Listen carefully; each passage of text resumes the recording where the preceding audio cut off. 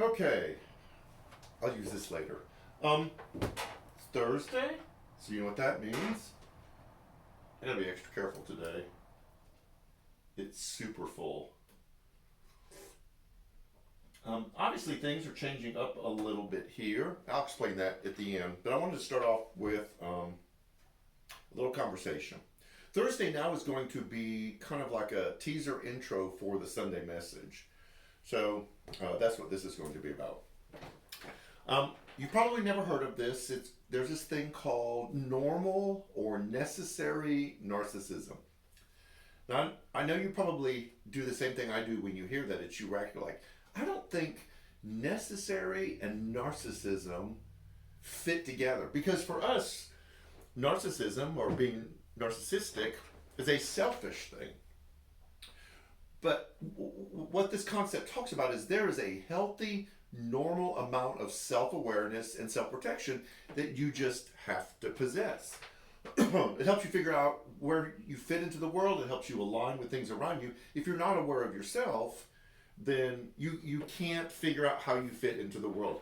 Our youngest son struggled with this. He thought the whole world should just move around him because he did not have an awareness of self, and he would get hurt all the time. I noticed this when I did VR for the first time.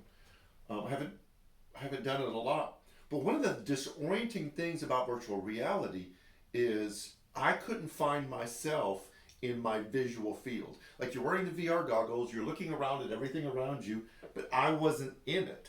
And so there were steps that you had to do, there were places that you had to navigate, but there was no awareness of yourself, which was really disorienting for me. And so all of that goes to show is that there has to be some kind of awareness of yourself. So you can align yourself with things that are correct and then kind of figure out where you fit into the world. Not only is this true physically, but it's true with your belief system.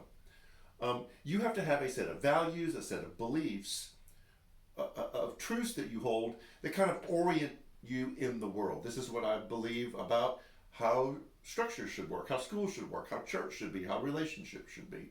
And so that is a very healthy kind of normal, necessary narcissism. Say that fast 3 times.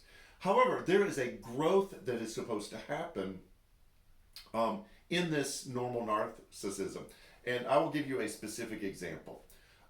Children, in their awareness of self, have a very difficult time imagining anyone perceiving things differently than they do. Their subjective viewpoint, like I'm looking at this particular thing, in their mind is an objective viewpoint. That means everyone is seeing the same thing that they're seeing.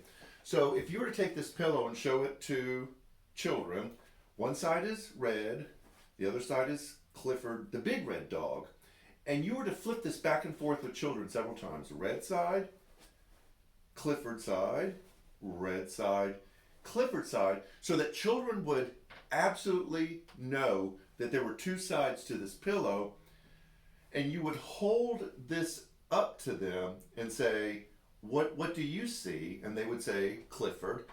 And then you ask them, what do I see? And children would say, Clifford.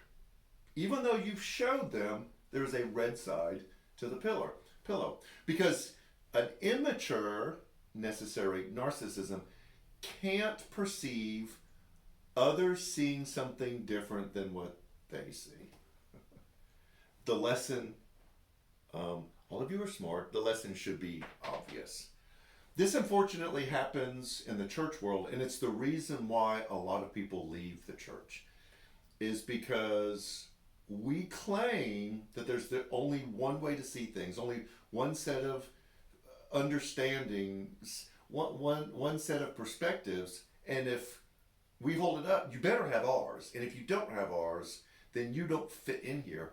And the church has done a lot of harm because of a very immature, necessary narcissism.